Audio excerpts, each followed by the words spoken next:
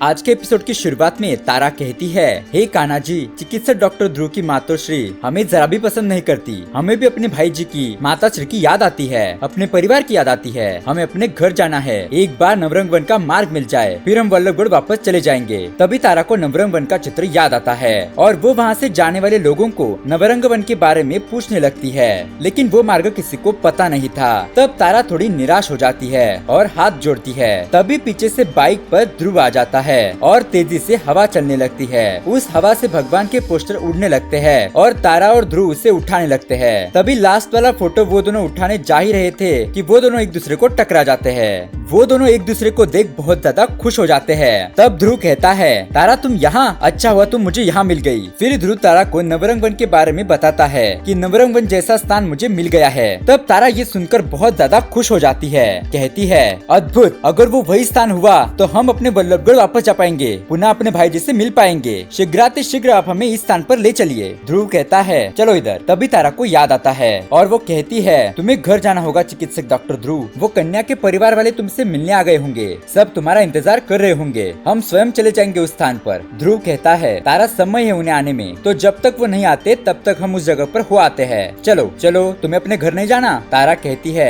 पक्का चिकित्सक डॉक्टर ध्रुव। ध्रुव कहता है, कच्चा चिकित्सक डॉक्टर जैसा कुछ नहीं होता, और वह हंसने लगता है। फिर वो दोनों जाने लगते हैं। ध्रुव कहता है, बैठो आओ, अब क्या हुआ।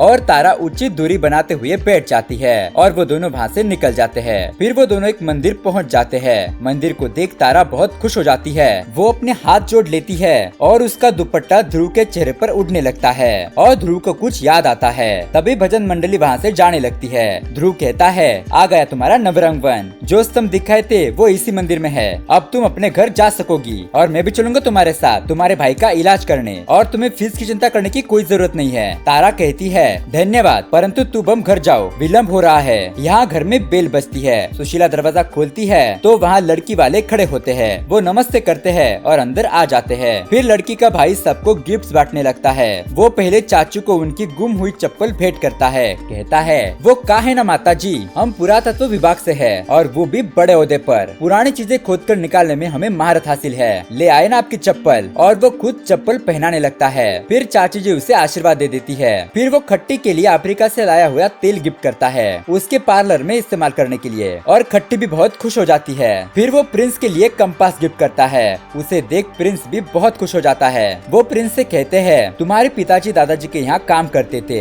उनके जाने के बाद इस परिवार ने ही तुम्हें अपना बनाकर रखा है। और वो कहता है, आप सब लोग यही सोच रहे होंगे ना कि हमें ये कैसे पता। वो का है ना कि जिस घर में हमें अपने बहन का रिश्ता करना है उसका ईट रोड़ा तो हमें पता होना चाहिए ना। यहाँ ध्रुव कहता है, पता है मुझे, लेकिन एक बार अंदर चलकर देख तो लेते हैं कि यही नवरंग वन है या भी नहीं। चलो। और तारा आगे जाने लगती है। उसे वो स्तंभ दिखाई देते हैं और वो बहुत खुश हो जाती है। ध्रुव कहता है, मैंने अपना वादा निभा दिया, पहुंचा दिया तुम्हें नवरंग वन। तब तारा सोचने लगती है, नवरंग वन के स्तंभ इतने छोटे कैसे हो सकते हैं? क्या समय सदी के आर पार जाने वाला द्वार यही है? ध्रुव कहता है, खुश हो, पर तुम नवरंग वन से कैसे जाओगी? ये जगह कैसे तुम्हें घर ले जा सकती है? यहाँ 17वीं सदी में तारा की माताजी तस्वीर को देख रही होती है। तभी वहाँ महावीर आ जाता है और वो महावीर को देख बहुत खुश हो जाती है और उसके गले लगने जाती है, लेकिन महावीर उन्हें रोक देता है। कहता है, वही रुक जाइए। माता कहती है, 20 वर्षों से रुके हुए हैं अपने पुत्र से मिलने के लिए, अब और नहीं रुक सकते हम। महावीर कहता है, आपके पुत्र कह देने से आप हमारी माता जी नहीं हो जाती। एक माँ के लिए उसके सभी बच्चे एक समान होते हैं, लेकिन आपने सिद्ध कर दिया है कि आपको अधिक कौन प्रिय है। आपको हमें और तारा में फर्क नहीं करना चाहिए था। पत्र लिखा था ना आपने तारू को, वो पढ़ा हमने, हमें भूल गई आप। माता कहती है, आपको भूल गए महावीर? अगर आपको भूल जाते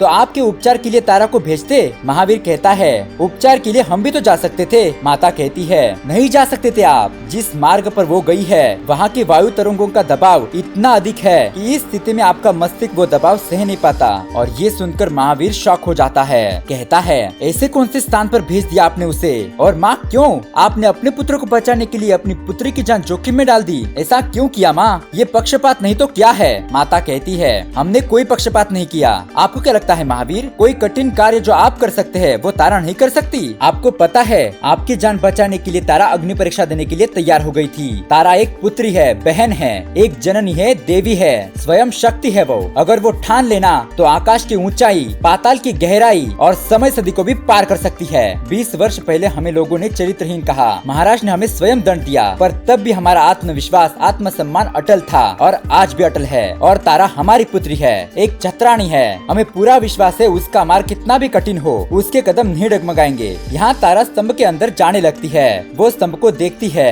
तभी कुछ लोग उसे रोकने लगते हैं, लेकिन वो उन महिलाओं से हाथ छोड़ने की कोशिश करने लगती है। यहाँ महावीर कहता है, लेकिन अगर तारू को कुछ हो गया तो? माता कहती है, कुछ नहीं होगा उसे, तुम देखना, वो अपने भाई जी के लिए सफल उपचार लेकर आएगी, अवश्य लौटेगी वो। उसके साथ उसके सखा मुरली मनोहर है और वो अखंड दिया जलाती है और वो दोनों प्रार्थना करते हैं। यहाँ तारा अपने हाथ को छुड़ाकर उस स्तंभ को हाथ लगाती है। वहाँ सब लोग उसे देख रहे होते हैं। वहाँ नवरंग वन में स्तंभों को कुछ होने लगता है और तारा को याद आता है कि वो कैसे उस चमर चक्र से गायब हुई थी। और दोस्तों आज का एपिसोड यही खत्म हो जाता है। कल देखिए में दिखाते हैं कि घर में सगाई का माहौल होता है। सुशीला दुल्हन की आरती कर रही होती है और यहाँ ध्रुव को तारा की चिट्ठी मिलती है। उसे देख ध्रुव को तारा की फिक्र होने लगती है और वो बाइक लेकर घर से निकल जाता है। यहाँ भाई कहता है, फोन लेकर नहीं गया या फिर फोन को छोड़कर चले गए? कहीं ऐसा तो नहीं कि ध्रुव बाबू इस सगाई से बचना चाहते हो? बच नहीं पाएंगे वो। और सब लोग शॉक हो जाते हैं। यहाँ ध्रुव तारा को ढूंढ रहा होता है। तो दोस्तों आज के एपिसोड आपको कैसा लगा कमेंट करके जरूर बताएं। धन्यवाद।